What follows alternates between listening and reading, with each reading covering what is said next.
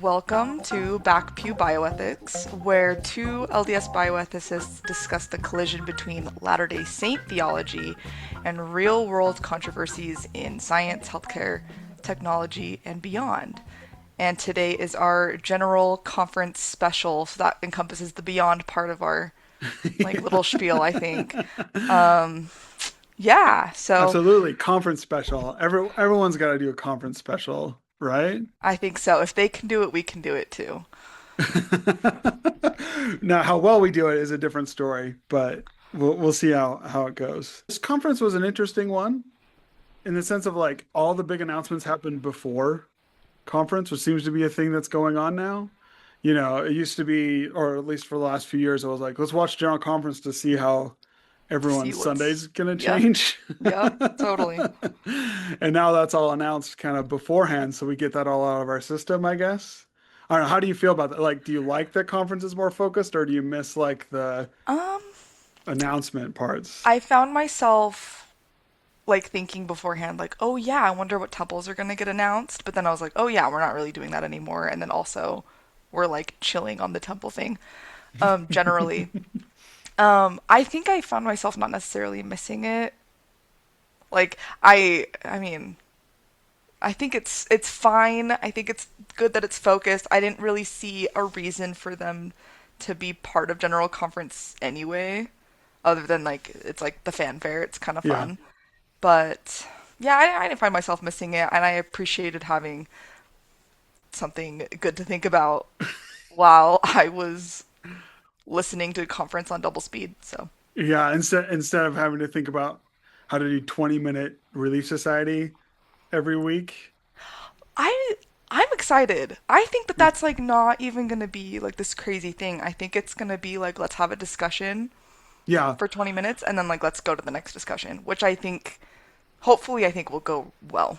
Yeah, hopefully, you know, for me I was the same. I was like 40 minutes is probably too much anyway when for what we're being asked to do. And I think teachers sometimes like pad out a bunch of stuff they're supposed to do.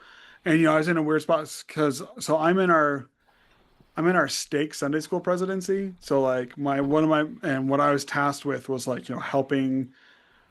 helping the stake presidents of each ward inspire their teachers to become like better teachers since I've been a professor for like 17 years or whatever now. Um, but it's still hard to just be like, hey, hit one or two beats. Like, just like read through this and be like, I'm gonna hit this one. This is the takeaway that I want them to have, and have them. Then they're still like, yeah, but we still have like 40 minutes. Like they're really intimidated by the amount of time. So I'm hoping that that will be the case. I do know my wife and we ran into members of our bishopric at the store, and we know him because I used to be the executive secretary for them, and uh, he was saying the whole like ward council like text group was going wild on like when that was announced as to how they're going to do this, and specifically it was Relief Society that were like, it's not, we can't even get everyone settled in And 20 that's the fun minutes. part. I think that that's the point. I don't know, why isn't that not the point? like let's hang out for 20 minutes and then Then move be on. with So, be with the girls and then leave. I don't know. I think that's great. so you're hoping it's going to be more of like a hang session and then like a few minutes that you talk about the stuff and then you move on to Sunday Yeah, I'm school? hoping that it's less of because I'm in Sunday school. I teach the adult class, Okay. and I try really hard not to make it a lecture. I try really hard to make it a discussion. And so I'm hoping that it's just hey, what did everybody think of the lesson this week? And then we just chat about it. Like Yeah. book club. I don't know. It should really just be like a little book club. Well, especially this is the one of the frustrations I have, and it kind of gets into some of this and not. Sunday school is not really like school. It's not like it's more devotional. It should be like a Sunday devotional time, like because we're not necessarily that focused on learning deeply like what the Mm. scriptures are saying during that time or like understanding the context around this. It's very much like here's what the scripture said, apply it to your life. And there's value to that. Like, but if Sunday school was more focused on like what does Satan mean in Job, right? Which has a whole other meaning than what people actually think it means. Hmm. And then it'd be like, okay, maybe in 20 minutes it might be kind of hard to hit that. But if what we're going to be if what the church wants out of this is a devotional session where, essentially you're saying like, hey, let's talk about how Moses or whatever affects our lives. Well, we can do that in 20 minutes. Sure. And all the teachers like you are going to need to be able to do is like keep it under control because some person could talk for 20 minutes in just Yeah, one and comment. that's the main thing. I think that's the main thing. Oh, I'm going to punt it to your bunny paper. So the long bunny list. Yeah. What's the first thing you want to talk? What's like something you want to chat about first? I think so. What I did is I listened to most of the sessions live, but then I was like, I gotta, like, I've already forgotten. Like, Yeah. immediately couldn't remember anything. And so then on Wednesday and today, I did it on YouTube and then did double speed. And Ooh. I don't think I'm gonna watch conference live ever again because that was the move. And it was so nice because I still get the same content, I get the same thing. And I can see larger themes because I'm doing it all at once. Yeah. And it's easier for me to pay attention if they're not talking in their cadence that they usually do. It's really, really slow. For good reason. They need the translators and stuff like that. But man, it is like when you put Interesting. it on double speed, you're like, they're just talking normally now. It's crazy. Oh, yeah, that's interesting. I mean, I'm sure Yeah. my kids would love it if we did it at double speed. I think when I was listening, and I think this is a complaint that members of our church have about our own church, and then or and ex-members or non-members, people don't like that we're not talking about Christ enough. Yeah. People think that we're talking too much about Joseph Smith or other like random things and principles, which are all good but not necessarily Christ-centered. And I felt like this particular conference was Christ-centered in so much as it didn't, for me, belong to any one specific Christian denomination. I felt like I was like, this is a pretty general Christian message. And they mention a couple of times, like specifically the Book of Mormon or specifically Joseph Smith. It was pretty rare. It was like a couple of talks. But for Yeah. the most part, it was very much Bible centered. They're talking about Peter all the time. And they're talking about just general Christian principles. Walking with God, Jesus knows us, we can come to know Jesus, all of that stuff. They talk about covenants in a general way, which makes it feel like it's not necessarily like Mormon, Hmm. but could relate to many Christians in the promises that they, you know, make in their church and the rituals that they go through. Why do you think that So is? I Why do you? think, Yeah, go ahead. all right, so I have, and it's hard because I like where it's going, and I liked conference, and I thought it was really positive and Christ centered. But then there's also like the idea of like, well, then why are we Mormon? Like, if we're not going to talk about the things that make us specifically unique, Hmm. and I think, and there's like two ways to think about this. Also, like it's hard in my brain, like it's all scrambled because I don't know exactly how I feel about it yet. Yeah. But there's also the idea like this is a general conference. So yeah, it's going to be general and it's because it's for the whole world, members and non-members alike. And so it doesn't have to be nitpicky about our specific doctrines or our like beliefs and rituals, whereas in Sunday school or in Relief Society we can get more into the nitty-gritty and make ourselves a little bit more unique, and we're unique in the temple and different things like that. Yeah. But then like I think that the church has been undergoing this like rebranding a little bit. And it might have started with clarifying that our full name is the Church of Jesus Christ of Latter-day Saints, and really emphasizing that like we are a Christian Hmm. even though like other Christian churches don't think we're Christian. And Yeah. that's a whole nother thing, Because we're right? Is that non-Trinitarian. yeah, So and that's it. exactly. And so I think it's hard because I picture the Mormon church sometimes as like this little kid on a playground, and we, sorry, had to fix my pilot headphones. Uh, we are this kid on the playground, and we're a little bit different or something, and we get made fun of by these other group of kids. And we try to appeal to those kids to like be part of the joke. Like, oh, you're making fun of me, but like I'm in on it, so like it's Yeah. okay. I can laugh at myself, and I think we do that a lot, like with the Book of Mormon musical, Yeah. with like That's exactly what South I was thinking. Park, like stuff like that, like where Yeah. it is like in kind of good fun, but like if you did that to another religion, it would come off really bad. But we make ourselves, like, we put ourselves in that position as, like, we're cool with it, don't worry, like, Mhm. and we kind of capitalize on these opportunities. But then also, if we're trying to become more mainstream Christian and behind our backs, it's actually super open. But, like, everybody's like, you're not Yeah. really it, you're not really Christian. It feels weird. I don't know. It feels like a little bit like we're just trying to fit into Yeah. this system that we really truly don't fit in very well. I was wondering that. And then my other thought was, so we have a lot of church growth. The last couple of years have Yeah. been like huge amounts of church growth. But there's a couple of like caveats to this that aren't talked about by the church proper very often, which is we're decreasing in the United States. In maybe not in our raw numbers, but when they do polls of people that identify as Latter-day Saints, it is going down, whether they've removed their names from the church or not.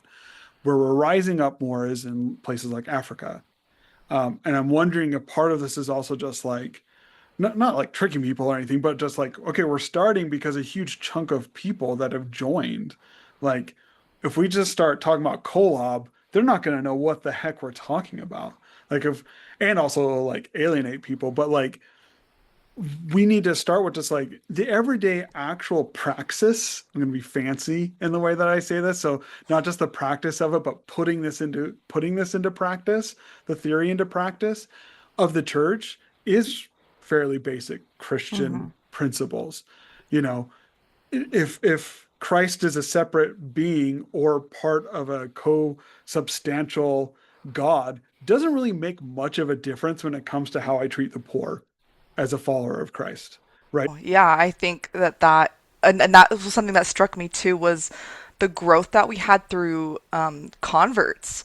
I'm not like a huge like I'm not into the stats, but it felt like that was because they do like Mhm. how many people were born into the church, right? How many people are having babies, and then how many people are being baptized. And I felt like for the first time that I've been paying attention that the baptisms were way more Yeah, than just the people having kids. yeah, So that was really shocking to me, like in a good way. I was like, oh, that's cool. But I think it also is this attempt to, because we're having more converts that aren't necessarily in the US, maybe, but also trying to, because Mormonism is so entrenched in being American as yeah, well. And I think maybe it's also an attempt to globalize the church more and say it's not an American church, it's a global church. And yeah. so I think that's yeah. There's also a little bit less like American essentialism and American exceptionalism in the things that are being said as of late, which I think is part of that reflection of like, you know, we are a global church. We've been a global church for a long time and had more members outside of the church for a long time than within like the United outside of the church, outside of the United States. Yeah. Then we've been within the United States for a while now, and so maybe this is better reflecting that you know, and eventually leadership and other things will likely reflect that. As you know, we've had someone from recently from England and from France and from Brazil, Hmm. all kind of coming into the apostleship. So eventually, we'll have there will be eventually like an African born apostle. Like it's just a matter of time. Because there's plenty of 70 and others that are moving up that way. And that'll be an interesting time. Grab your notes. Get your bunny paper out. I don't have bunny paper. I have a notebook and I like doodle in my Oh notebooks my while gosh. I'm doing You could illustrate a Shel Silverstein book. it. Or like faces is all I'm doing. Okay, so yeah, I don't want to like get into or break up some of the love stuff that we're talking about, but I was interested to hear what the newly minted Elder Gilbert was going to say. Because for a few different reasons, I've known about him for a little while. I've had friends that are BYU professors. I don't know, how familiar are you with what was happening with him as you when he's the CES? Uh, Pretty, like, not, I haven't kept up, like, really recently, but I uh-huh. was familiar with all of the things that were being asked of Yeah. BYU professors, Yeah. and it was really, really controversial. So, Yeah, I have quite a few friends that are BYU professors, and including some that left because of stuff that was going on. So I was a little like, for those of you that listeners that might not be following this because like you're not in the academic world, so why would you be following this? Um, you know, Elder Gilbert, at least reportedly, was dividing faculty a few years ago, BYU faculty, up into kind of four main categories. Again, this is apparent. It's not like this was published. It was BYU professors coming out and writing like op-eds or talking about the things that were going on with this and the discussion around this. So they were divided into four groups. The top group in this little hierarchy is what he called the faithful core. These were again, this is again the descriptions that were reported at least. Um, so the faithful core, these are the faculty that teach with the Holy Spirit and weave in the church tenets as they understand them. Then right below that are the supportive center group of faculty. They support the church but are not as enthusiastic as church leaders think they ought to be. Then below that was the secular first. Uh, it says they put, and then in scare quotes, truth from any source on an equal footing with the Latter-day Saint gospel. And then finally was the open foes. Again, these were faculty members. And he says they write an article or take public positions contrary to that of the church. So this obviously caused a lot of anxiety around that, including for myself. Not because I teach at BYU, but I was even, yeah, I had people talking about like, are you going to go to the med school at BYU and stuff? And I was like, I don't know, because I don't know where I'd fall in. Probably secular first. I don't know. Like if I'm teaching like an ethics course, even within the church, I'm going to be probably secular first. Uh, I don't see that as, in fact, I see that as entirely within the normal, or not, maybe not normal, but entirely within the gospel of like, we've had quotes from like Brigham Young to Wilford Woodruff of like, we embrace all truth, regardless of where it comes from. The Doctrine and Covenants talk about this too. Like all truth comes from God, true, or, truth is the light of God. Um, Article of faith. We seek article. after all good things. I Yeah, mean, yeah. Elder Bednar even talked about that, the He admonition did. of Paul in the 13th article of faith, right? And so for me, I was like, yeah, that is what it is. I was reading an article, not written by a BYU professor, but a professor at another school, and he's at a Jesuit school, and we both, I think we've mentioned this before, but we did our training.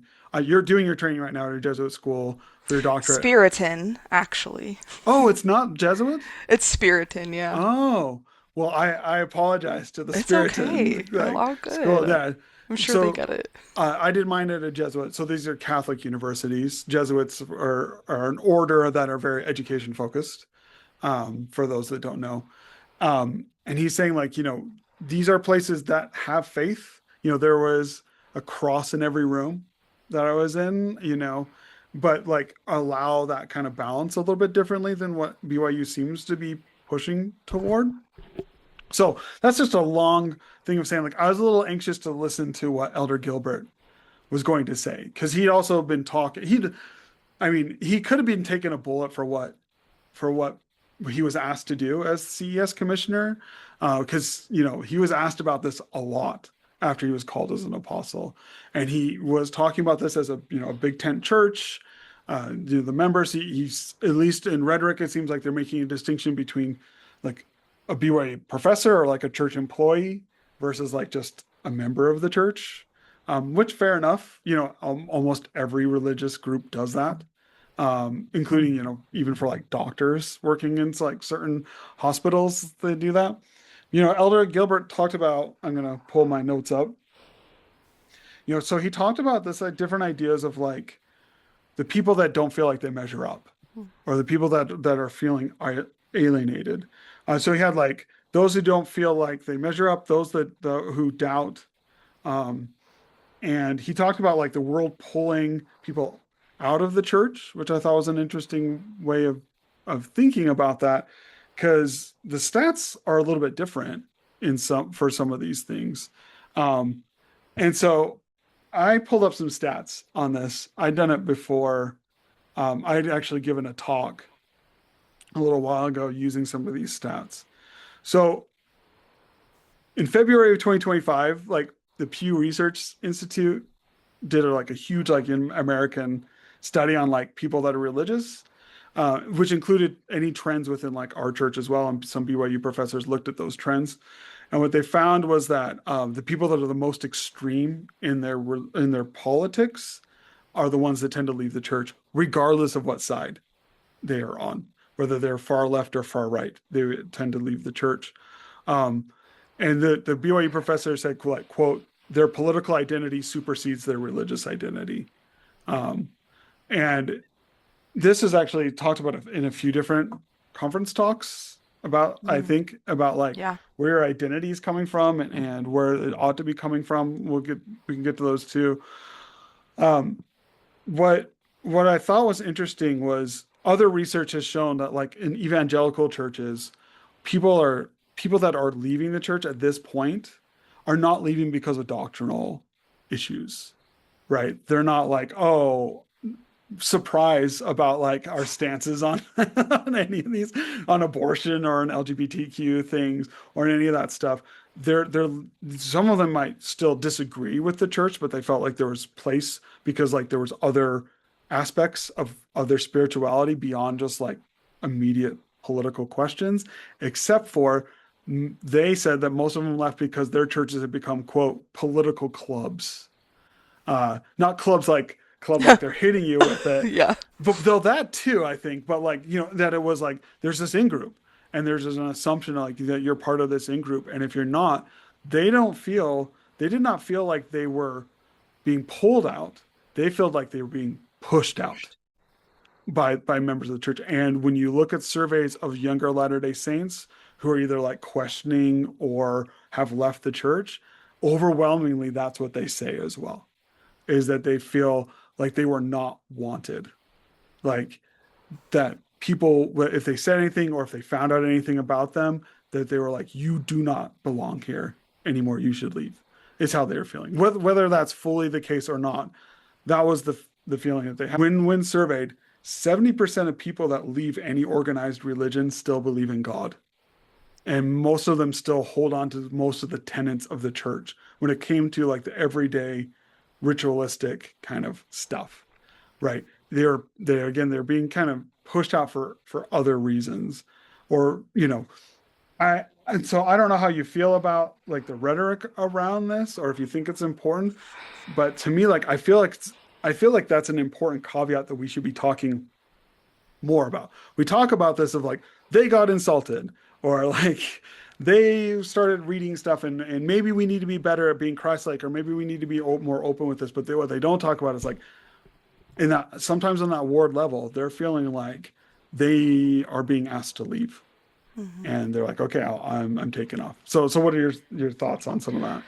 Yeah, I mean, you bring up a lot of important points, and I think when we do see somebody leave the faith or just become a little bit more, like, I don't know, distant, Hmm. we 1000% like blame that person, you know? Yeah.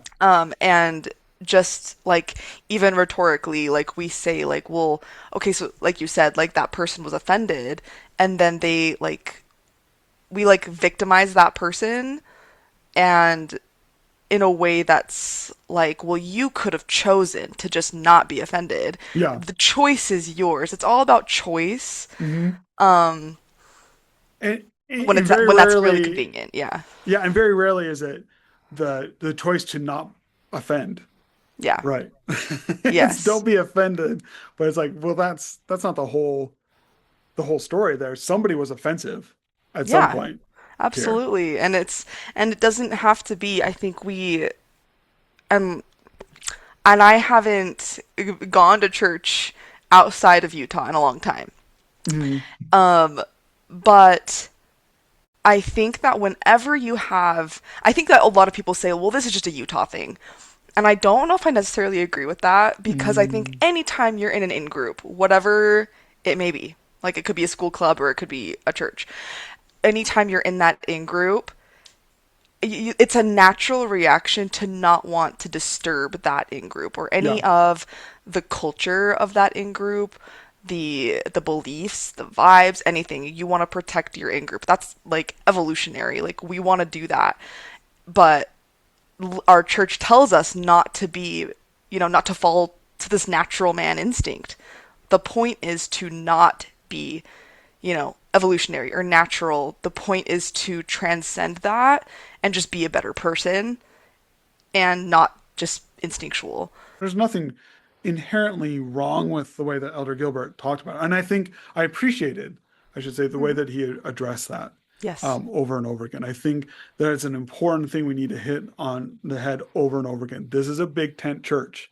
We can't set it up the way that it's set up, the way that we're supposed to be neutral on this, on like political things or on certain social things, and then also be like, but wink, wink. Really, this is how we're supposed to be. Mm-hmm. We need to be combating that every step we can as we move forward, just because that's how it's supposed to be. If we want to be big tent, we got to be big tent, which means we got to be willing to accept wherever anyone's coming from, including myself.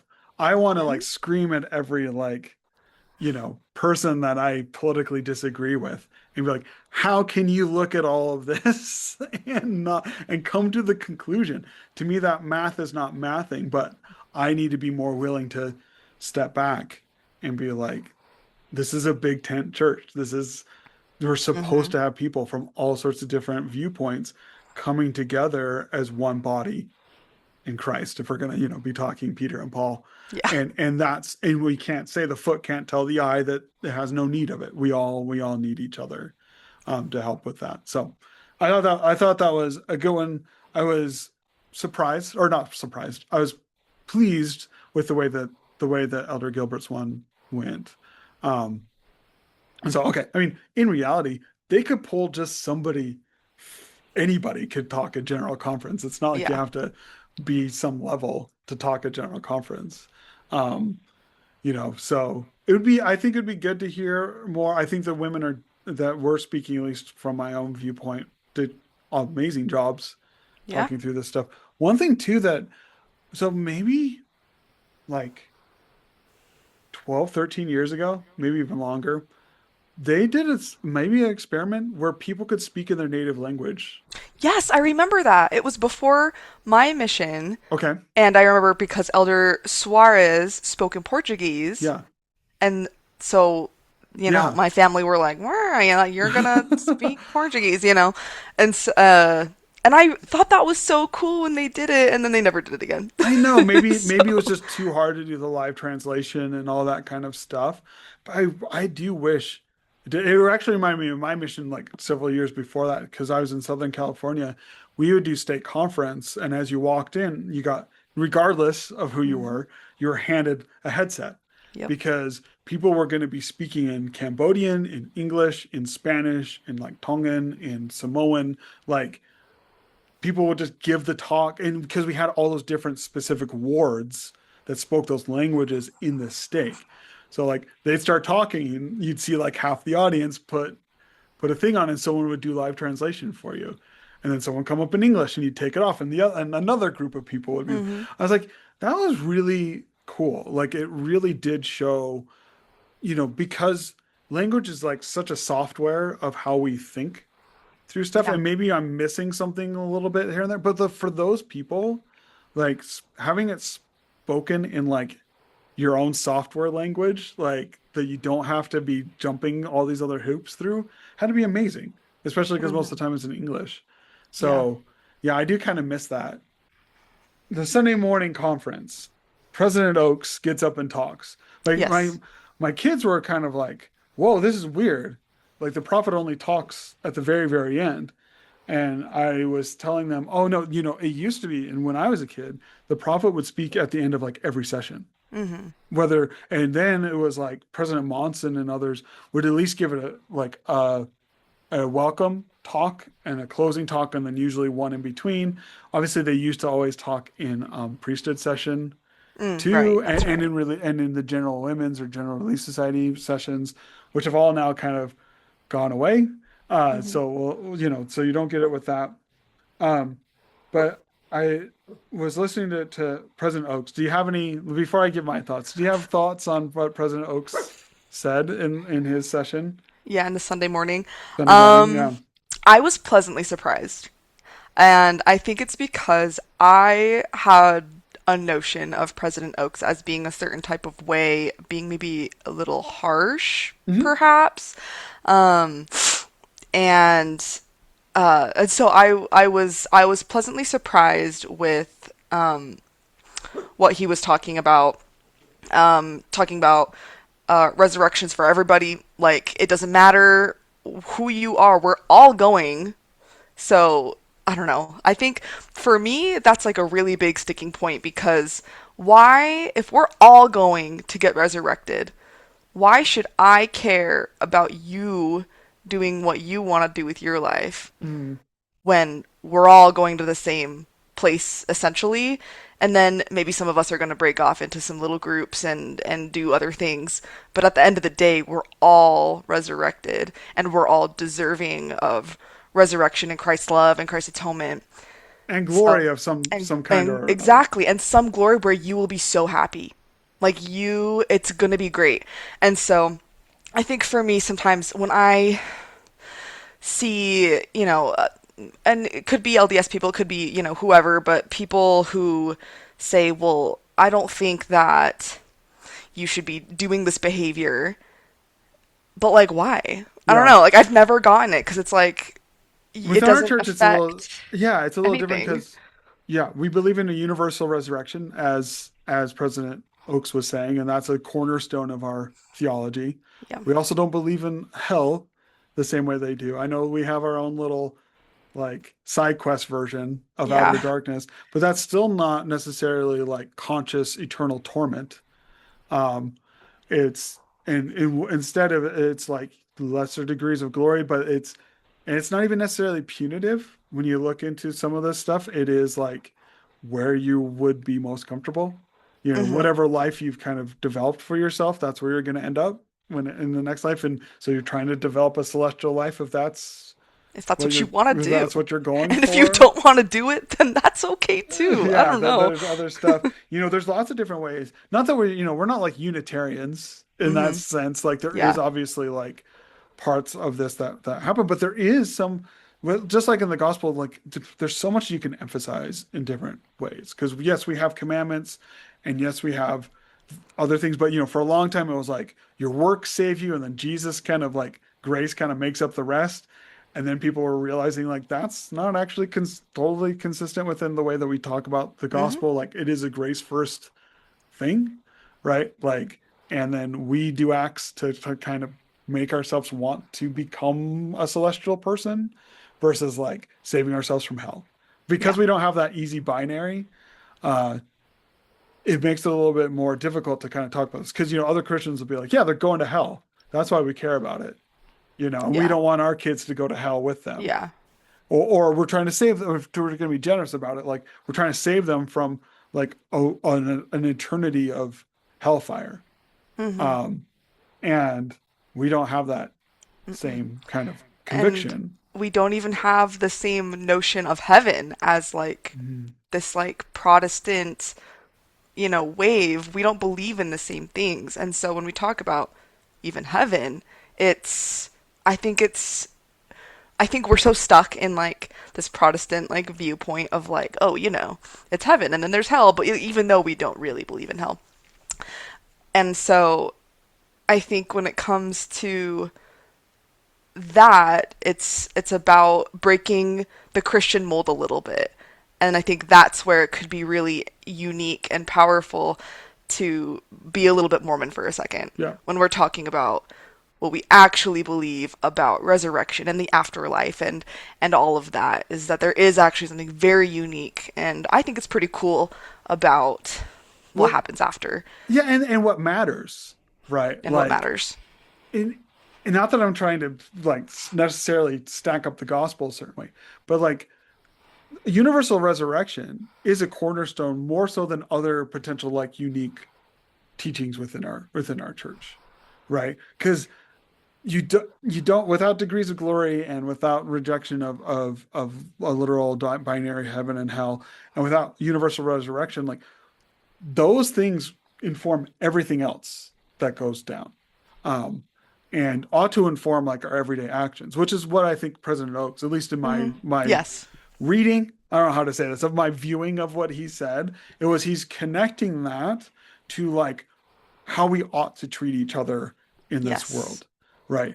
It's if what we believe is at some point everyone you see around you is going to be as physically around you as they are right now, right? And that's going to be a reality for everyone. What does that mean for us? Hmm. Where there is sometimes, and I think I've gotten into this view, and I think others have too, where I'm like, I can't wait for everyone that I don't like to be nowhere near me anymore. Yeah. Right. And, people will talk about those, oh, the second's coming, is going to come. And then everyone I don't like is going to burn into an Yeah. ember. And it's like, he's trying to say, like, no, that's not what we're talking about here. All these people you don't like are going to be there Hmm. at the end of this Yeah. too. We don't believe in a rapture. Like we don't, it's not, we don't believe in this. We're all in this together.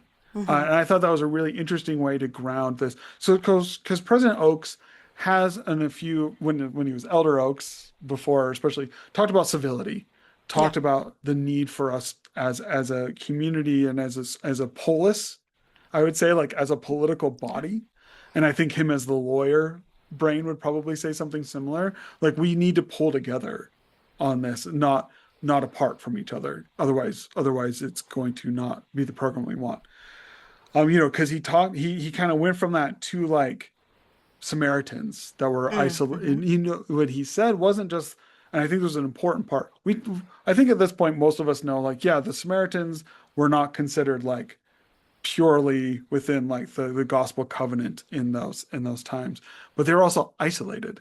Yeah. They were physically they tried to pull them out of their society in general. I think calling that out was interesting. And, and commanded to love adversaries was something Hmm. he talked about there. And he was not the only one. Yeah. I found that as a theme. Loving, he used the word adversary as saying like, this is written as enemy, but really what the King Yeah. James, and I thought that was finally to us start talking about the fact that this is translated, right? Yeah. The King James Version and the Book of Mormon are translated, Yep. and what that means is you need to get into the vocab and the understanding of, the 17th century or the 19th century or when these were being translated or when they were being thought of or however you want to. I know Joseph Smith's was not technically like, it was a little bit more of a loose translation, right? Yeah. And then like what the King It's the James vibe. Version, we're doing, in this, but like we need to go back a little bit more studious and be like, what the heck do they mean by that? Because Christ did not say enemies. He didn't. Like, he spoke a different language. He said something different in Aramaic than that. That could mean all sorts of different things in English. And, he's maybe saying adversary might be something that might be a better way of saying it. Like, not just the people that, like, are just straight enemies, but anybody in which you have Hmm. a disagreement on member of the church, non-member of the church, regardless. I think that was an important part. What made me, I mean, maybe thinking about this one too.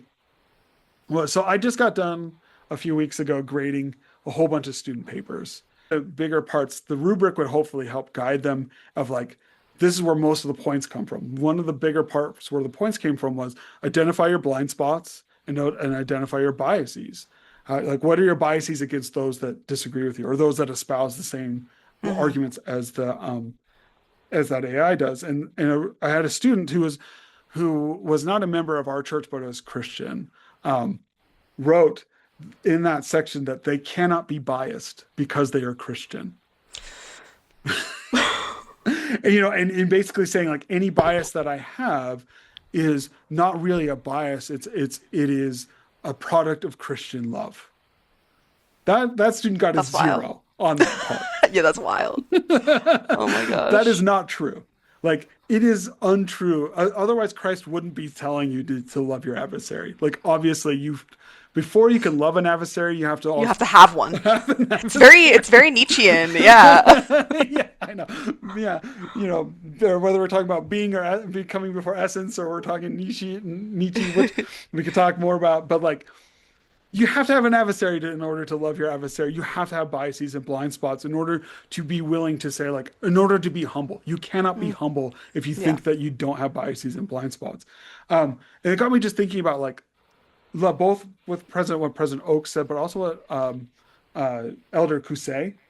Yeah. And I, I'm probably butchering. I mean, I'm so bad with all these language, with all these pronunciations anyway. But you say Cousset? Do you say it the same way I do? I say casse, Casse. Then but you're I don't probably know. closer. I don't It know. sounds at least more refined than some like Intermountain Westerner maybe be like Casse with a twangy A in it. Yeah. But I was struck by President Oak's first, saying you're commanded to love your adversaries. And by this love, it's not like love in scare quotes. He didn't say like, it's not tough love. It's not Yes. like, you know, it's to what I wrote in my notes here is like, if we're supposed to love our adversary, we have to do it in a way that's recognized by our adversary. They have to Yeah. recognize that love, right? And Yes. and it is them. Like we need to do it in a way that they recognize it. Yeah. They need to feel loved. Yes. And Yeah. because of that, we need to be thinking about how could that not what's the way that I feel like I'm loving, but what's the way Hmm. that they could feel loved, which is Yeah. a different story, right? Absolutely. I've talked to so many people that are like, yeah, if a trans person came or if they just wouldn't be comfortable in our presence, and like, that's just not true. you know, well, they wouldn't be comfortable in Christ's presence. Also not true. I mean, we had one, I used to teach elders quorum and I'd have kind of a raucous elders quorum lessons but I had someone that was like yelling in this and because what happened was I said, no, Christ ate with prostitutes. He prayed with sinners, like Yeah. pretty famously. It's in the book. It's Yeah. in the book. And he yelled, no, he didn't. And then the whole room was like, so I'm sorry, you need to go back and read that Yeah. a little bit more carefully because literally he did. And it didn't say, and the prostitutes felt super uncomfortable because he was so righteous and they were so evil, Yeah. right? It was, they invited him to their Hmm. house. They were Yeah. so comfortable with this, Yeah. right? Like this is level. And Elder Hussein, I'm gonna have to find it now in my notes. He said something. Here we go. So he said it this way. This is the only quote I wrote down, right? He said, quote, because he was talking about similar stuff of showing Christ-like love. Yes. And he said, quote, are we selective or inclusive in determining who deserves our love or who we extend Christ-like love, or do we extend Christ-like love to all whom we associate? Right? I've Hmm. there's been so many people that I've talked to in lots of different capacities that are like, yeah, either saying I show Christ-like love by telling these people that they're wrong or evil Yeah. or whatever, or it's like, when do I tell a person, like, when do I tell them that they're wrong, or when do I cut them off from my presence or association? And it's like, there could probably, I mean, abusive stuff. Let's set like to the side somebody that's like Hmm. actively abusive towards you. Yes. which again, you don't actually have an out in that either in the religion, in our religion, like, or just in following Christ at all. Like you don't have an out in that. He didn't be like, unless they're real jerks, and then you Yeah. get to do whatever with them. This is why hi. This is why it is such a high standard that we're supposed to be living by. That none of us will achieve in this life, even if it's just love thy enemies. That's such a high standard that I'm not going to be able to achieve it. At least Yeah. speaking for myself in my life, which shows like it can't just be like, oh, it's a way that I'm comfortable with, or it's we have a first obligation to love. And if Hmm. that obligation is not met, it doesn't matter what the second obligations are. It doesn't matter what the tertiary, like the third obligations are. If you're not meeting your primary or first obligation, then that's all you need to know in that moment. And I feel like that was kind of being re-emphasized in this conference as well. Of, Yeah. this is how we do this. This is how we ought to do it. Yeah, I agree with that. I think something that I've been thinking about as well that goes along with that is because Kase talks about inviting, Yeah. and also showing this Christ-like love, and I think when you were talking about people saying like, well, oh well, a gay person wouldn't feel comfortable if they came to like Elders Quorum or release like whatever, Yeah. but like how often are we going to their events? Yeah. How often are we supporting them in whatever, do they have a certain group, a club, a book club that we go to? Yeah. I don't know how often we're reciprocating Hmm. that. We might be inviting, but are we accepting the invites that we get for them? Yeah. So, yeah. You can't have like a one-sided relationship where I'm never involved in anything that you want to be involved in. And I'm not saying like you go to a rave or Yeah. something. Unless you Oh, want to. yeah. Or yeah, and go take some ecstasy to blend it. I'm Yeah. saying like so and it wouldn't be that I was saying that tongue in cheek, but I do think some members are like, well, I can't do that because it's going to be this, that, or the other, and it just isn't when you have shared um, respect and love for each other. For example, this is kind of a big example, I guess, but my kids and wife and I a few years ago went down to Rio, Mm. to Brazil because her uncle lives there with his husband. Her uncle that was a member of the church for a while and was obviously he has a crazy story of like he had conversion therapy that was common at the Yeah. time, and essentially for him it was like my choice became, do I stay Mormon or am I happy, do I be happy? I wasn't Mm. given any other choice between the two. And I'm like, yeah, that sucks. But we were there with his husband and all their friends that were also they're also gay, and having dinner or just hanging out, and they did some stuff without us and we did some things without them, and like, Mhm. but we could all sit down and break bread and talk and have a fun time. And my wife got to figure out why one of them was wearing a t-shirt with a unicorn and a teddy bear riding it. Yeah. Which I was like, Tiff, yeah, that's some particular things about what a bear is and what this means and all this stuff, but like, and we laughed about it. This guy showed us one of his friends was a DJ who dresses up as the Pink Power Ranger That's awesome. as a DJ in like super booty shorts and does this whole thing. And he was showing us all this stuff, and it was awesome. And they were reciprocally, we're talking about our kids and talking about our work and talking about like it was just a moment of true human contact, Hmm. which is what this is. This whole thing. This That's whole what thing like is that the like, whole point is yeah, to make relationships be, and that also was something that I felt was emphasized was making relationships like in the temple and covenants and things like that they mentioned a lot, but more so that this gospel is about relationships. That's the whole thing. And, that could be being sealed or whatever, but it's the relationships you make inside the church and outside the church. And I think at the end of the day, that's what, and we know this is what we take to the afterlife. This is the only thing that we can yeah, take is the relationships. And so, like, is that's heaven, right? Like yeah, the relationships and connections we make is heaven, not necessarily. I don't know. I don't know what other people want heaven to be, like mansions and like yeah. whatever, but it's Well, about relationships. it's about relationships, and all these other things are temporal, including the church structure. Yeah. It's all temporal. It will go away, right? Laws go away. All these things go away. That's all just part of this one. And um, I read an article, an opinion piece, um, talking about Elder or President Oak's talk and Mm. his fairness for all, within a democracy, Yeah. little quote. And I'll just read the headline because it will say it all. This was a member of the church writing, saying, and it's quote, fairness for all includes due process for immigrants, right?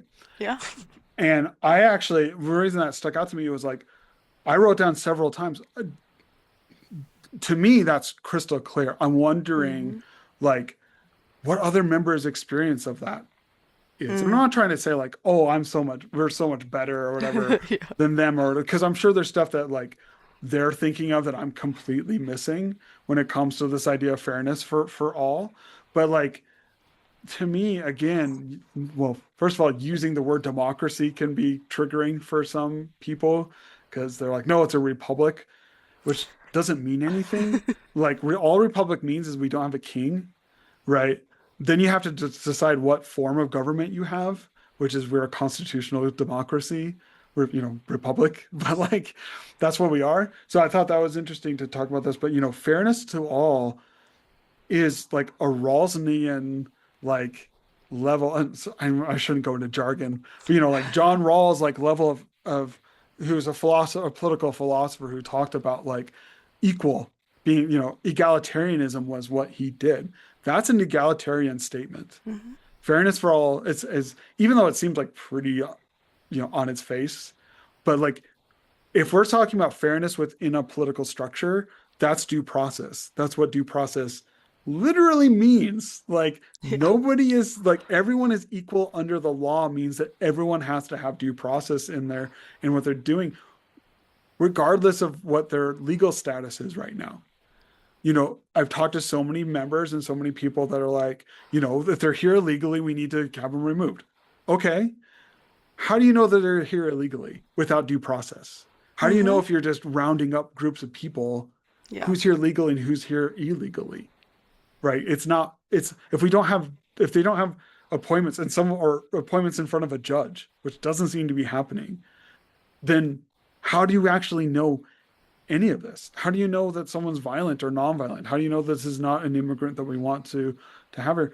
15% that I read, 15% of the church are immigrants or undocumented immigrants. Or at one point were undocumented Hmm. immigrants Hmm. somewhere in it. Yeah. Again, I served in the early 2000s in Southern California. I was not a Spanish speaking elder, I was an English speaking elder. The Spanish speaking elders were mostly baptizing people that were not here legally, Hmm. like that were here as migrant workers or were here setting up a life, that were serving great process, that were not taking services from us, even though they were paying taxes for some of these things that they did.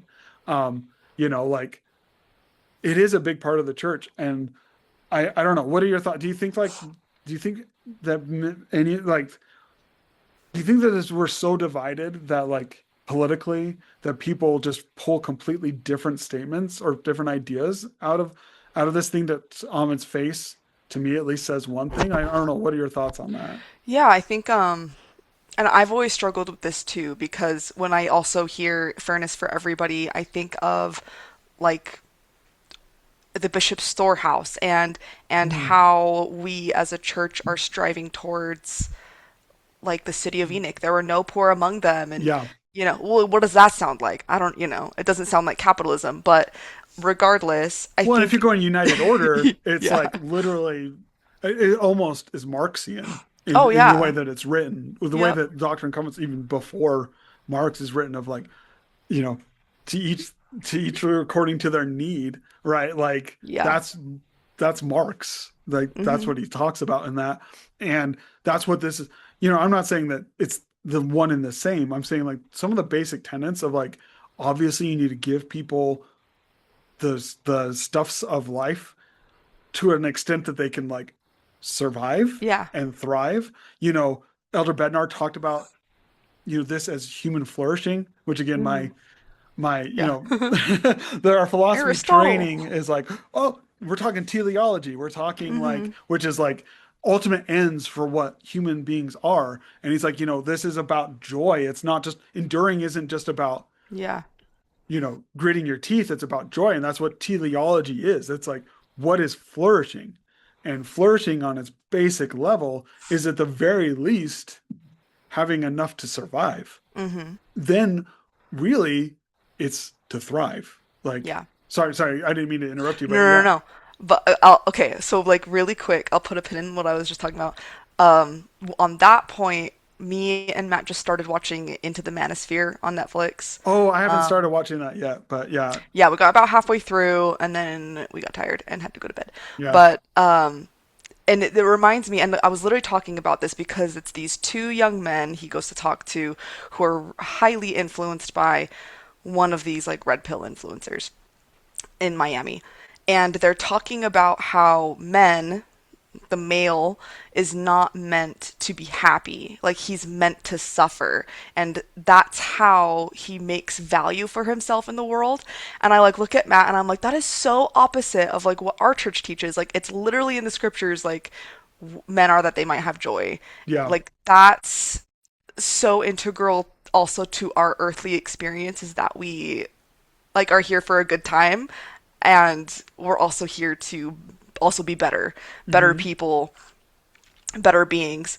And so I think just seeing that parallel, like listening to conference and then watching Into the Manosphere, I was like, that's so like that was so interesting. And then even talking about how they see women as like objects and the classic stuff. I was like, that's so opposite of our family proclamation. And no matter how you look at the family proclamation, which is its own thing, it says that mothers and fathers are equal partners in the family. Yeah. And so it's just like when I think of like the end times and the false prophets, I was like, man, like these influencers, like these Yeah. horrible, horrible men who are, and the women that support them, who are, you know, red pilled and like manipulated into thinking this, like in a into believing that they're that is, I don't know, it's just like a really Yeah. sad existence. It is. Yeah, That's the first. I haven't watched this yet, but in talking to people, and obviously, I have a son, and so we worry about stuff like that. yeah, And it is sad to watch people who have to recontextualize their suffering because of systemic suffering. hmm, Suffering that's built into a system yes, that capitalizes upon your suffering. And it's like a learned helplessness response. mm, It's like back in the day when they used to shock dogs to make them feel learned helplessness. That's what I see there is hmm, like you're recontextualizing suffering, not as a means of redemption or as a hmm, means of beyond, but as like an ontological, like who you are as a person. Men yep, are supposed to suffer because that's what makes a man a man. Therefore, my suffering isn't because a system is trying to put its boot on my neck. And maybe I should think about that. It's that's what I do, and then that's what I do to others, hmm, right? yep, It's I got to perpetuate that system, whether it's women as objects or people or other races or people that I don't think are deserving. I put my boot on their neck, and it's just a never-ending like yeah, turtles all the way down situation of just people stepping on each other's necks without realizing that like that's what the system wants. hmm, It capitalizes on that. yeah, That's what it's supposed to be. So, you know, what Elder Bednar was talking about hmm, is a liberation of that idea. If you take it almost like liberation theology, and there's so many like topics that we could get hmm, into in yeah, this, not exactly the same, but in some ways it is like it's supposed to be liberating in the sense of like you're supposed to be feeling joy and spreading joy and love to each other. That's it. Anyone that's preaching the opposite of that yeah, and also trying to cloak that within Christian beliefs is a literal antichrist. hmm, That is what an antichrist is. yeah, yeah, It's a person. It's not a person that's in there saying like worship the devil. It's a person that's in there saying this is what it means to worship Christ. What it means to worship Christ was it means to subjugate others. It means to create a system that steps upon the neck of others. Um, you know, I wrote down too, Elder Oaks, one of the things he talked about when he was quoting President Hunter, and unfortunately I didn't write down the whole quote, but people can look it up. It was essentially the antithesis of Christian nationalism, Mm-hmm. right? Mm-hmm. Like same with like the 11th article of faith that we talked about. Yeah. Well, in the order of this, next time we talk about in our next episode, we talk a little bit about the 11th article of faith, but like, you know, that's an ideal of pluralism, Mm-hmm. and this is an ideal of how you live life within pluralism, of like you're here to show love and to thrive and to help other people thrive. That's what God wants out of us. Mm-hmm. Right. So that was your side. That was Yeah, your side. yeah, that was that one thing. And then we are talking about fairness and like maybe the cognitive dissonance that happens when people hear one thing and then take another thing out of it. Anyway, Yeah. so I think that's cognitive dissonance. It is. And Yeah. it's a lot of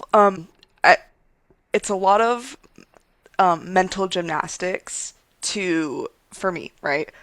To go from we should be fair to everybody to like I should take these guys away, or only certain people are deserving of good healthcare, or things like that. And when I think about like the tenets of this gospel, which are pretty similar to the tenets of most other Christian gospels, it makes no sense to me how you arrive at like this Christian national perspective if you actually read the Bible, if you are listening to our prophets talk Mhm. about, and there's a humility, and even who was it? It was my notes are really tiny. Um, the character of Christ. It was Christofferson, Sunday Uh, afternoon, and he's talking about the character of Christ. He talks about charity, um, and I loved this one. The second one was being concerned with the well-being of others. Like that is a Christ-like attribute and a characteristic that we should all embody. We should all be actively concerned or wishing for the well-being of others. And the second or the third was like heeding God's will, right? yeah.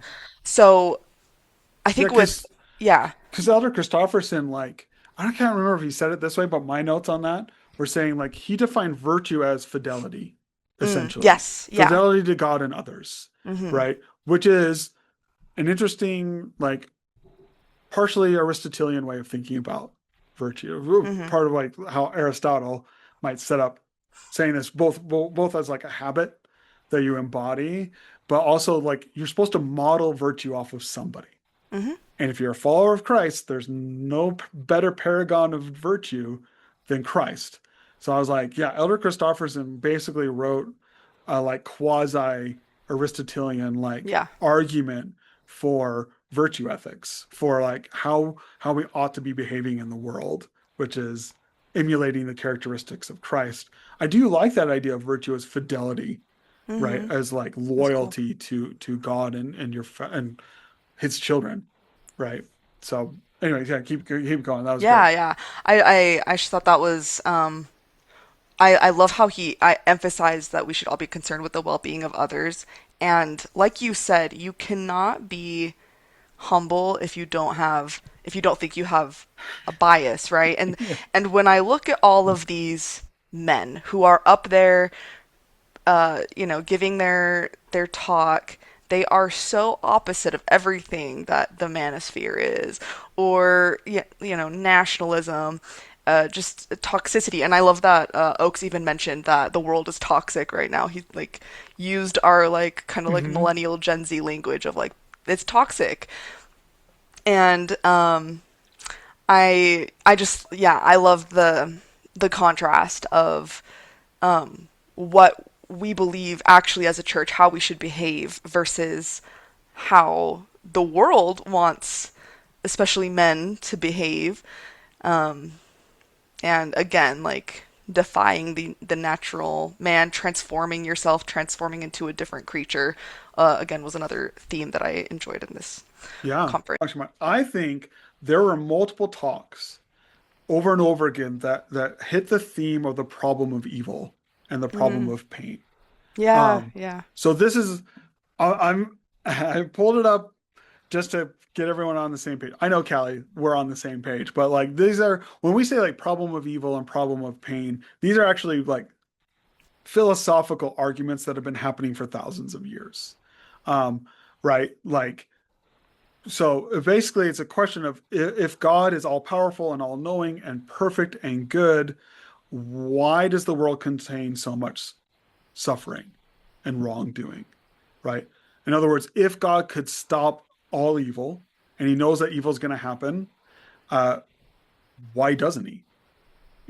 Many people would use this as an argument for like whether God exists or not. Hmm. But like within faithful communities, this is a question we all need to answer at one point or Yeah. another. Um, and you could see that hitting. So like uh, Elder Cosay again, God's eye is on the sparrow. Like Hmm. that's one answer to Right. the problem of pain. And I'm just going to go through. There's a few different people that kind of talked through this. One thing that I loved is, Elder Cosay basically said like, your pain is not a sign that God does not love you. Um, some others, President Freeman talked about that good days, bad days type Yeah. thing. Yes. Love that. Again, like and we'll talk about this in just a second, but like she said, mortality is a place of proof, even on those bad days. That's actually an argument that has some long stretches into this idea of the problem of pain. Problem of pain it does have biomedical ethics kind of tails into it because we do talk about like what does it mean to suffer and how do we deal with suffering that then goes into things that we policies that the church supports and doesn't support, whether Hmm. that's like hospice or end of life stuff or like physician aid in dying. Like those are all answers to the idea of like what is the purpose of pain and suffering and how much are we required to endure with that. So there's some main things that I want to talk about because again, and it got me thinking because I think I was picking up on some of the same things you were of like we're talking very ecumenical, meaning like across Hmm. lots of different religions. We're talking like base Christianity, for a while, Christology even through all these things, Yeah. and like uh the answers to the problem of pain have all sorts of answers throughout Christian belief. And then there's some particular ones within LDS belief that I think help situate our ideas around suffering. So let me go through. So there's ones that I'm sure we're familiar with. So throughout the years, people have tried to address the problem of pain philosophically and theologically mostly. So there's the idea of like free will, right? God lets people choose. Some are going to choose to do bad things. That is a huge part of our Latter-day Saint ideas, like, the whole entire war of heaven being about agency, and therefore God allows men to have agency even when it comes to harming his other children. Um, Second way that people have talked about this was soul making. That might not sound as familiar to us as members of the church, but I think the version of this, of what the argument actually is, would be, which is the view that hardship can shape people into better versions of themselves. Uh, the next one is punishment for sin. These aren't trying to say that like every single person that ever experiences something bad is because of sin. There's some of that. That's one that I hate. Yeah.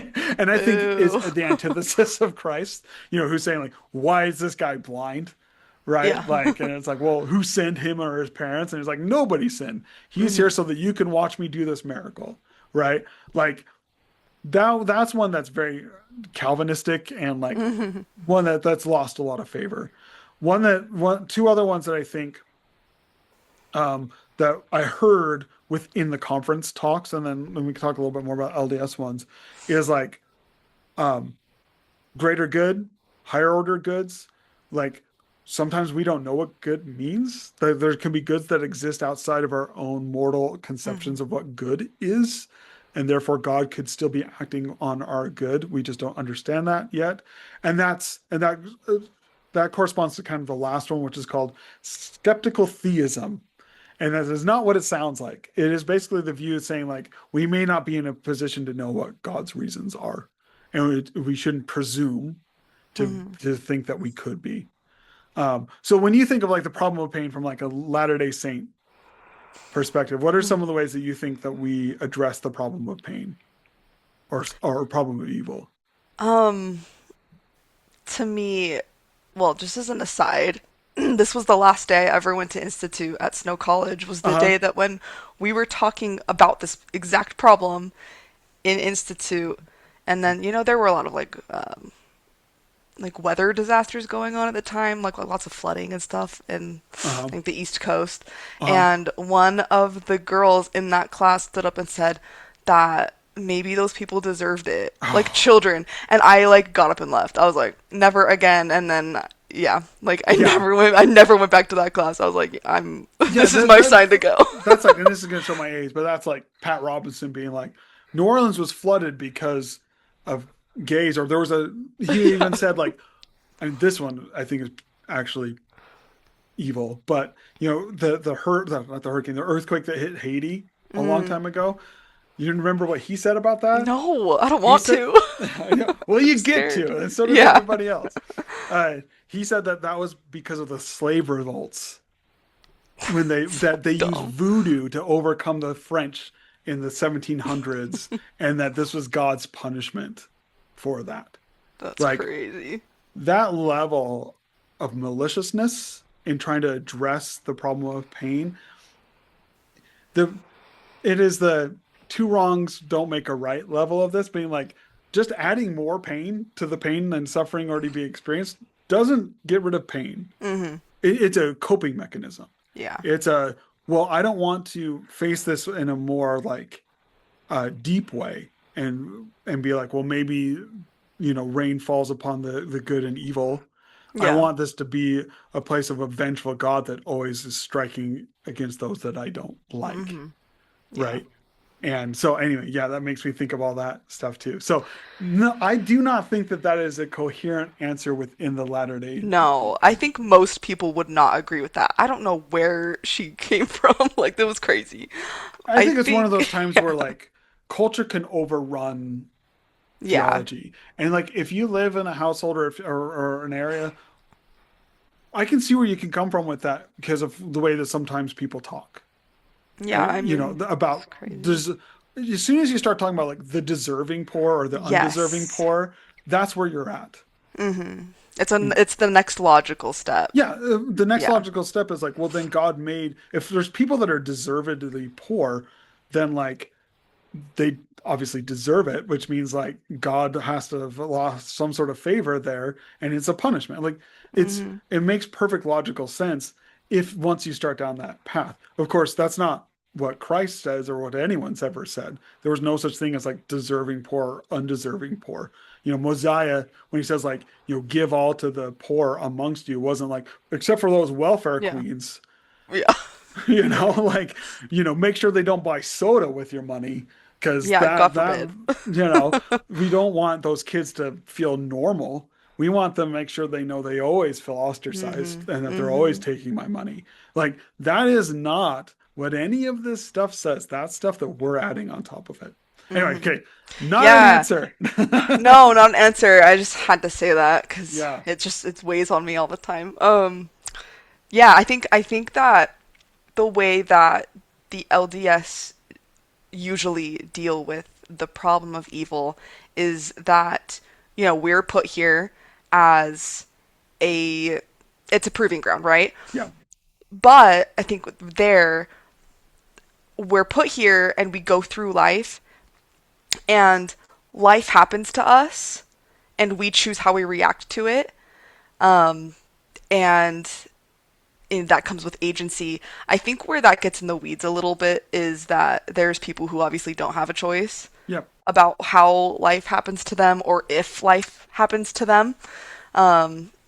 And so that's something like when you're talking about like children, I think yeah. that that's a little tough because it's like, well, what are they choosing? Well, Nothing. I spoke to somebody, this is a long time ago, a student that had lost faith. And this was not like here, this was not a Latter-day Saint student, but this person, he came to me and he was just like, I don't even know why he was talking. Maybe just because I was the ethics teacher, so he Yeah. thought it was close enough. He came to me. He's like, I can't believe in God because of children's bone cancer. Yeah. He'd had like a sibling or somebody that died of bone cancer. He's like, how does that equate at all? Like, how does that make any sort of sense within this? And obviously, I did not preach to them. I Yeah. mean, I was at a secular university too at the time, of which I'm still at. But like, it was like, yeah, that sucks. Like I've experienced that too. I've experienced things that are terrible and hard, and it's like, you know, it makes you wonder what some purpose. I think that's a normal thing Mm-hmm. and a completely legitimate thing to be feeling, that in those instances. So, um, anyway, yeah. So proving grounds, Mm-hmm. and I think, we think of it is harder, and that was addressed in conference too, of like, Mm. people that kids that died early. Yeah. Was I think Elder Renland talked a little bit about that. Elder Renland, Elder, I think Mutombo Hmm. also talked about that.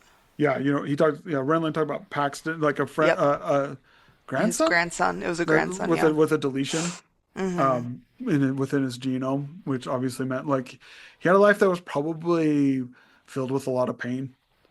Yeah. As you're maximizing any sort of like relief efforts, or any efforts at all, to with these kids, small kids especially, even just keeping Mm-hmm. like peg tubes or other things in, Mm-hmm. it's really hard It when is. they're young. I think that there's also um maybe a group of people that feels like God is more of like a watchtower person who has set things in motion but can't really interfere. Hmm. Um, and I think that's something that I've heard people say as well. And obviously, I think a lot of us would like to think that God is more involved in our lives, whether or not you believe that. I know it was talked a lot about in conference that we do believe that God is very involved in our lives and Yeah. cares very deeply about the things that we care about. Um, and so that is one thing. Some people just might not believe he can necessarily do anything about it, Yeah. which might, call into question his actual omnipotence. Yes, So and I think there is something interesting there, because our church does not teach of God being as omnipotent as other churches do, yes, we believe as in a being more different. finite, being We being believe in more, like a different kind of God and Christ. I think yes, a little bit. as being more finite, right, Hmm. in what they can do. That there are eternal, elements and eternal laws that they are also following. That's part of like, there's apparently at least things that are external to themselves, Hmm. right? These were not, this is not God tying his own hands behind his back. There are things that need to happen that are just eternal things. Hmm. We sometimes even talk about like justice and stuff like that as like an eternal law that precipitates itself, that's self-precipitating, that's outside of God. You know, the more kind of unlimited classical philosophical sense of like God's power of being able to like create out of nothing, change elements at will, do whatever, do it. That is not part of our church's beliefs Hmm. around that. So I first of all, the question could be, as you're thinking about this, of like, well, the question around like bone cancer is, well, is it better for that person to have never existed at all? Because maybe the Hmm. only choices we had within the biological systems that are happening here is either that child never existed or they exist with bone cancer. Hmm. That's one answer to that. It's almost like the way that person's talked about, though like the watchtower idea of God is like Spinoza's or like Einstein's God, of like Yeah. the Yeah. person that he wound the clock and now it's going. Yes. No, we believe in a personal God, but we also believe in a personal God who understood that his own son had to die because of larger laws outside of himself that needed to be fulfilled. Hmm. Right. And so us, as also their sons and daughters, need need to experience these things in mortality, right? So I think that I think that's part of the way that we think about it. I think that's an unspoken part in some of these conference talks of like God is with you, God is cradling you. It is, you need to go through this. And I can't take this away from you, Yeah. whether it's for your own eternal progression or because I literally can't take it away from you. We don't fully know, Mm-hmm. nor does it actually really matter, Mm-hmm. right? I love the idea within our within the pro price of like a God that cries, a God that Yes. weeps, Yeah.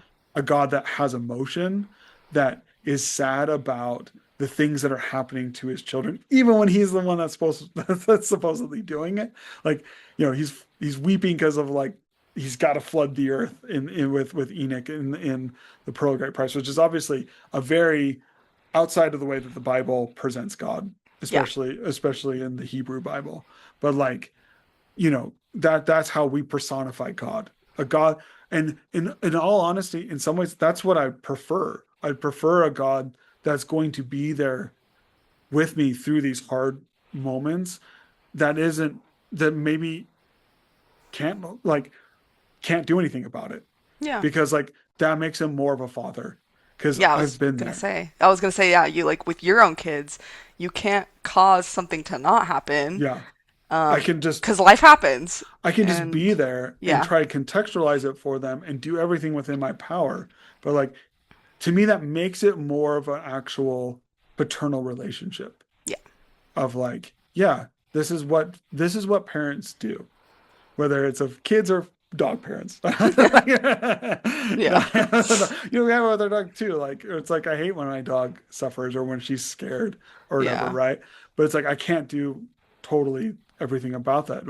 Not getting into details. I've had kids that have experienced some pretty traumatic things, and it's like all we can do is be present. All we can do mhm, is help. We'll give you everything we can, but my power is finite of what I can't come in and just pull this out of you. Uh, you know, and because of that, in that same kind of soul producing way that other churches talk about that, they're stronger now. My yeah, my my son who's gone through some stuff is better now, is stronger now. But we have a better understanding of this to work with him about. Um, and it is in one of those great paradoxes of like, I wish he didn't have to go through that. I wish our whole family didn't have to go through that. yeah. Though I'm glad, like several people have talked about this. I'm forgetting out who's the famous like author that went through the Holocaust. Oh, Frankel he, he wrote the. Oh my gosh, Mans. I read him in middle Yeah, I know. I've school. read it too. Like now I'm gonna like mix it up with like some church title too. Yeah, Yeah, anyway, okay, we'll have to look it up. I'll look it up right Look it now. up Elie for me. Wiesel, Yeah. and there's also Viktor Frankl, Frankel and was then yeah, uh-huh, so those have both talked about like the Holocaust were these moments that like completely created the peer people that they are now, made them stronger, um, made them like more empathetic, more open, and they wish never happened. yeah, That they would rather avoid. Like Dax Cowart, who was a guy that like got extremely burnt, yeah, lost all this stuff, wanted to be allowed to die, was forced into bleach baths against his will in the 1970s, yeah, who then later became a great lawyer and patient advocate to his dying day. Said that, mm, even with all these good things that I did, I wish I'd never experienced that. mhm, Right. Um, and so, there's just, there are things that we have to experience, even though we don't want to experience them because we need to grow. I think that's kind of what this conference was talking over and over again. Um, why? Let me ask you a question. I know we're kind of running through time here, but why do you think that the problem of pain or the problem of evil became a theme in this conference? I think it's really easy right now to be very, very cynical about things. Yeah. I think it's like the default. Like I'm always so concerned about what's going to happen next, and uh, things are really crazy right now. And I think that one, people who are by sheer luck privileged to not have bombs falling on them, Mhm. and people by bad luck have bombs falling on them. And I think it's also hard because of that. sorry, um, to be a Christian and believe that, well, maybe this is what God wants. I don't think, I think that's a really hard stance to take, is that God wants this to happen. Yeah. And so, I think that the message in this conference is that, well, God doesn't want that to happen, but he'll be there with you when it does. Yeah. And so it's, in these times that are so uncertain and so scary, scarier for some than others, it's it's still a comfort that there is a God that cares about you, and your pain doesn't mean that he doesn't love you. It just Yeah. means that he'll be there when it's hard. Yeah, it's tough. Yeah. I think we're going through a time of existential dread, Yeah. whether it's physical, whether it's economic, or whether it's just the cognitive load of the world around us dragging us down. And I think the whole world is experiencing that in one way or another. These again, going back to the manosphere, these to me, in my mind, are parts of systems that are so beyond my control, they might as well just be like demonic, right? Mhm. It might as well just be like, yes, Satan's here doing this to you. What are you going to do about it? Right. And it can be really easy to just hollow yourself out and be like, I'm never going to, I'm be bitter or angry, not only against God, but against each other. Yeah. I mean, to me, my personality, I fortunately have not ever experienced like the Job idea of like cursing God and dying, but I sure as heck have cursed all my fellow, you know, people around me and wished ill will upon those that I don't. And that's just as much a bad Mhm. reaction to the problem of pain as assuming that a flood is because of voodoo or whatever, right?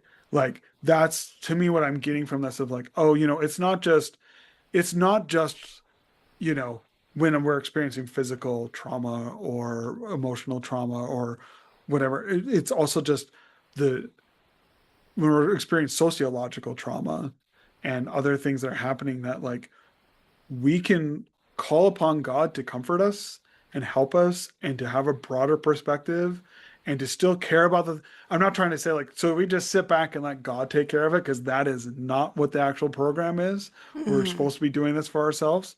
But nor am I saying like we make that a huge part of our personality and like we Yeah. doom scroll or we just allow AI to just like destroy the world without us pushing back or we just let the powerful become more powerful and the weak become weaker without us pushing back.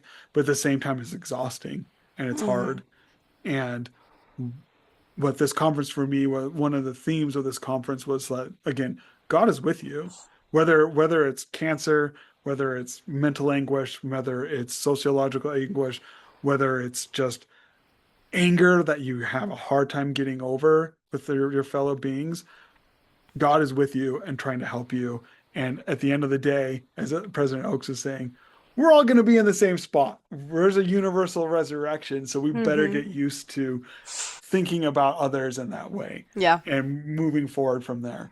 So anyway, that was my last kind of thoughts on our on the general conference stuff. So unless do you have anything else you want to add to it? Nope, I'm good. Otherwise, yeah, I'm excited. I think that this made it a really good conference. Mhm. I It did. usually like jot down notes here and there, but I was much more attentive Mhm. in thinking broadly about like, hey, what are some of the overarching themes than I've ever been before? So, uh, hopefully, people that listen to this get something out of it too. But I certainly got a lot out of like listening. It's always like how you get more out of when you're preparing a talk or a lesson Mhm. than you would Totally. otherwise. So, I hope it was enjoyable to listen to a couple of people just chat about conference and let us know what some of your thoughts are, some of your concerns or comments. As always, if you have things that you say that you think we're wrong about, you direct them toward me because Callie does not want to hear it. She doesn't have time for that. But hopefully everyone enjoyed this one and we'll hopefully catch you on our next episode.